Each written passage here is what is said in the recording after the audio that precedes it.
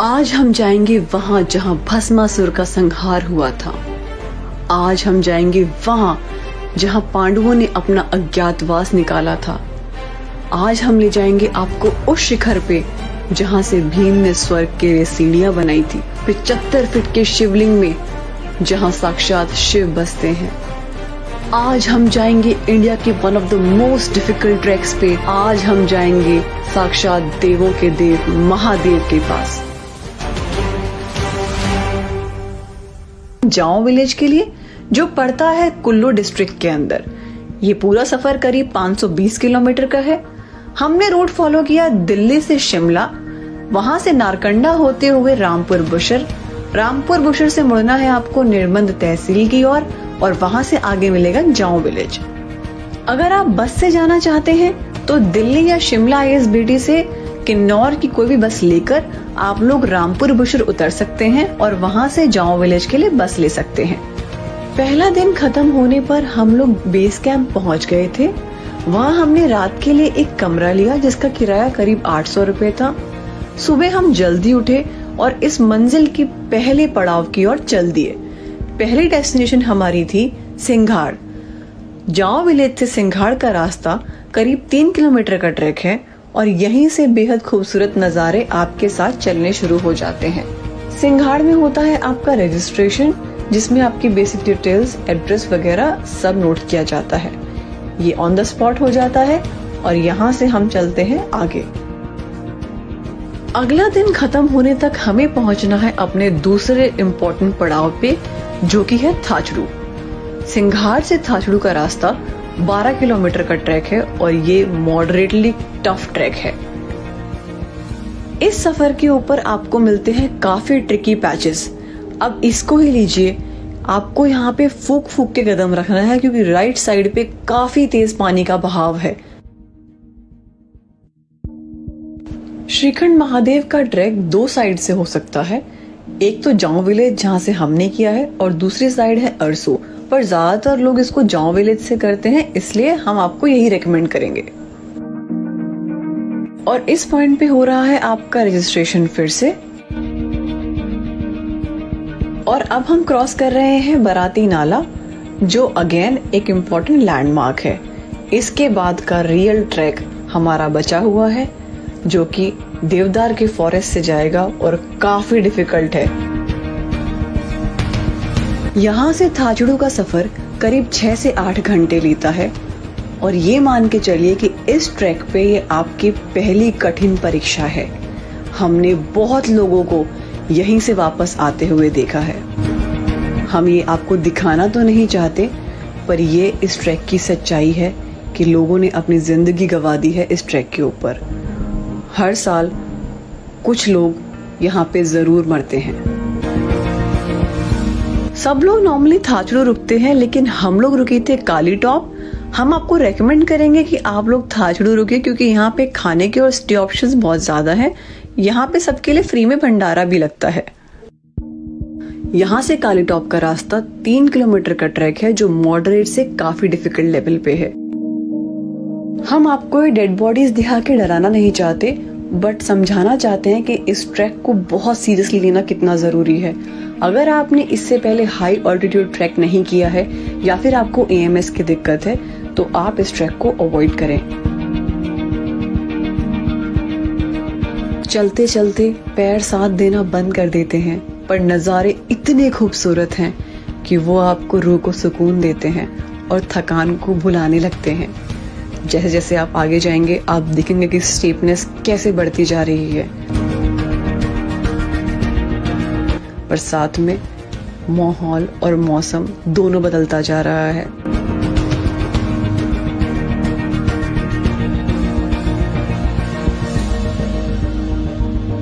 आगे आने वाली जो जगह हैं, उनके नाम से ही आप इनकी माइथोलॉजिकल इम्पोर्टेंस समझ पाएंगे। जैसे जैसे हम आगे बढ़ेंगे, हम आपको हर जगह की कहानी बताते चलेंगे। अपने दिल को थाम लीजिए, क्योंकि आपके सामने जो नजारा आने वाला है वो स्वर्ग से कम नहीं है। ये जगह कहलाती है काली टॉप और यहाँ पे काली माता का एक छोटा सा मंदिर है। सामने का नजारा देखिए, आगे जाने का मन ही नहीं कर रहा था, लेकिन आगे बहुत बड़ा सफर आज हमारा इंतजार कर रहा था। तो अब हम चल रहे हैं भीम द्वार के लिए, जो कि यहाँ से 7 किलोमीटर का बेहद मुश्किल ट्रैक है। पांडव यहाँ पे अपने अज्ञातवास के दौरान बहुत सालों तक रहे और महादेव की उपासना की, और इसलिए काफी जगह के नाम भीम के नाम पे हैं। इस वाले पैच में हमें ट्रैक करते हुए काफी माउंटेन्स के नीचे जाना है और फिर वापस ऊपर चढ़ना है। ये ट्रैक बहुत ध्यान से आपको करना है। अब आपको बताते हैं श्रीखंड महादेव की मान्यता की कहानी। भस्मासुर नाम का एक असुर हुआ करता था। उसने बहुत तपस्या करके महादेव से ये आशीर्वाद लिया कि वो जिसके ऊपर भी हाथ रखे वो भस्म हो जाए। महादेव ने उसकी तपस्या से प्रसन्न होकर उसको दिया भस्म कंगन, जो उसने देवताओं के खिलाफ यूज करने को लिया था। पर उसमें इतना घमंड आ गया कि उसने ये स्वयं श्री महादेव पे इस्तेमाल करने का सोचा। जहाँ से हमने ट्रैक शुरू किया था, निर्मल डिस्ट्रिक्ट के अंदर एक मंदिर पड़ता है नीचे, जिसको कहते हैं देव ढाक।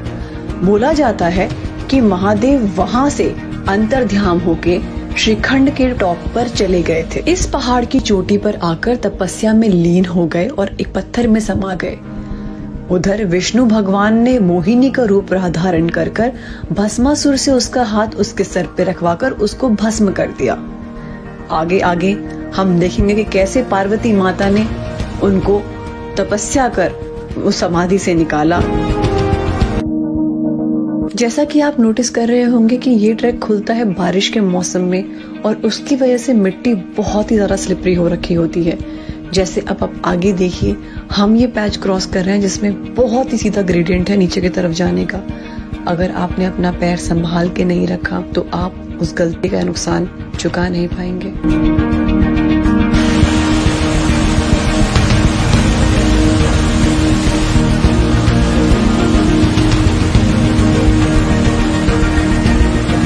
अब आगे हमें मिलने वाले हैं बहुत सारे झरने, जिनको पार करके हमें आगे निकलना है। ये झरने जितनी खूबसूरत हैं उतने ही डरावने हैं। जैसा कि ये वाला झरना, इसमें हमें थोड़ा नीचे जाना है और एक कोने पे जहाँ पे जरा सा पैर रखने की जगह है, यहाँ से दूसरी साइड जाना है। ये मेल्टेड ग्लेशियर, मेल्टेड स्नो बहुत ही रिस्की होती है इस टाइम पे।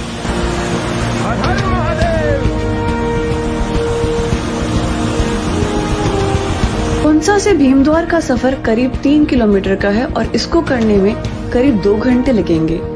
इस वाले पैच पे आपको मिलेंगे बहुत ही रेयर हिमालयन फ्लावर स्पीसीज। ये वाला पैच कंपैरेटिवली कम डिफिकल्ट है, बट हाँ, बारिश होने की वजह से रिस्क की कंटिन्यू रहेगा। झरनों की वजह से जो ये स्नो पिघल रही है, इस पे पैर रखना बहुत ही रिस्की है, क्योंकि ये आपके बोझ से अंदर जा सकती हैं और आप पानी के बहाव में बह सकते हैं। यहाँ फूक फूक के कदम रखना बहुत जरूरी है। अब हम क्रॉस कर रहे हैं भीमद्वार को, जो लैंड ऑफ वाटरफॉल्स भी कहलाता है, क्योंकि इसके चारों तरफ बहुत खूबसूरत वाटरफॉल हैं। अगर आप लोग शाम होते होते भीमद्वार तक पहुंचते हैं तो हम आपको हाईली रेकमेंड करेंगे कि आप लोग यहीं पे रुकिए, क्योंकि पार्वती बाग पे स्टे ऑप्शंस और बेसिक फैसिलिटीज बहुत कम है। हम बहुत थक चुके थे, लेकिन हमें तब भी लगा कि थोड़ी हिम्मत और बांध के हमें पार्वती बाग जाना चाहिए। यहाँ से पार्वती बाग 2 किलोमीटर है।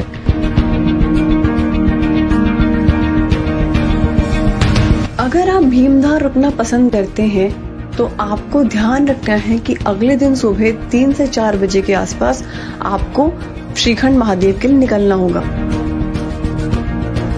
आपको सुबह 3 बजे इसलिए निकलना है ताकि आप 12 या 1 बजे से पहले दोपहर के श्रीखंड महादेव के दर्शन करके वापस नीचे के लिए चल दें, क्योंकि उसके बाद ऊपर धुंध हो जाती है और कई बार बहुत ही ज्यादा मौसम बिगड़ सकता है। जैसे जैसे हम आगे बढ़ते जाएंगे हमें मिलने वाली है बहुत सारी जमी हुई बर्फ, जिसपे चलना बहुत ट्रिकी होता है। झरना जो आप देख रहे हैं ये 100 मीटर की हाइट से गिरता है और बोला जाता है कि महादेव को समाधि से निकालने के लिए पार्वती माँ उन्हें यहाँ नहाने स्नान करने के लिए उत्साहित करती थी। इसलिए इस जगह को कहते हैं पार्वती झरना और इस जगह की खूबसूरती मेरे लिए शब्दों में बयां करना बहुत नामुमकिन है। इस ग्लेशियर को क्रॉस करने के बाद हमारे पास आए सामने एक पहाड़ जिसकी चढ़ाई बहुत मुश्किल थी, कम से कम 40 से 50 डिग्री स्टीप थी।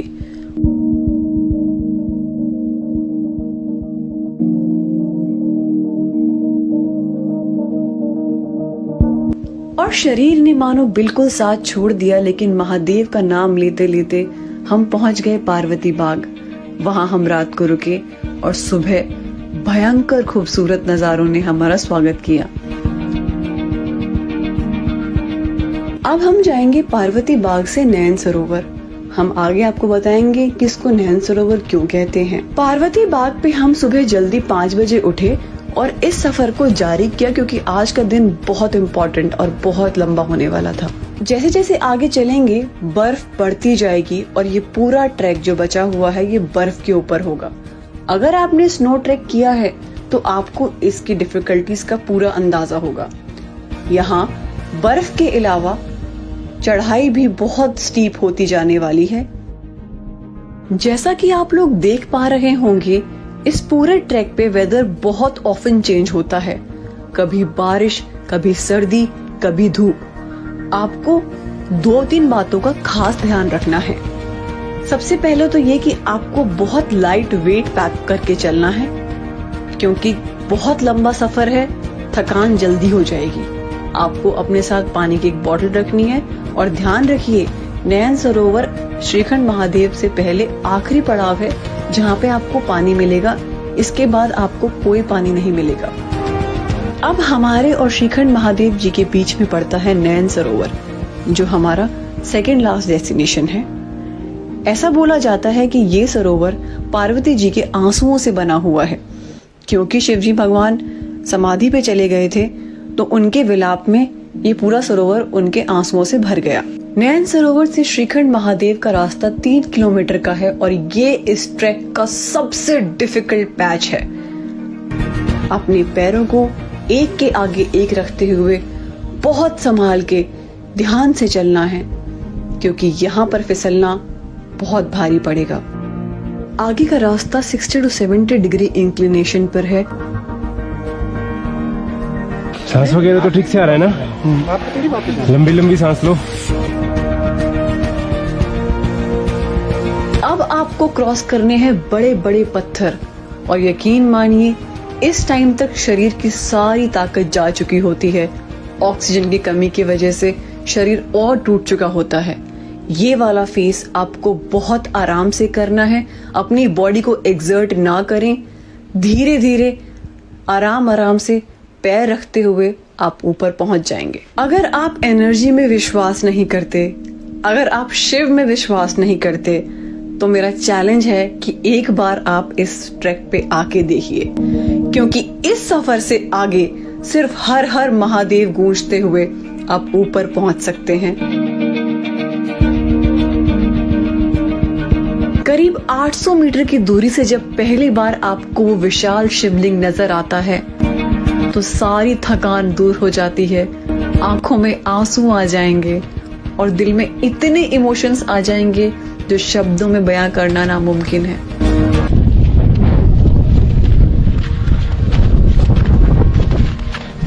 बस अभी 5 मिनट में पहुंचने ही वाले हैं।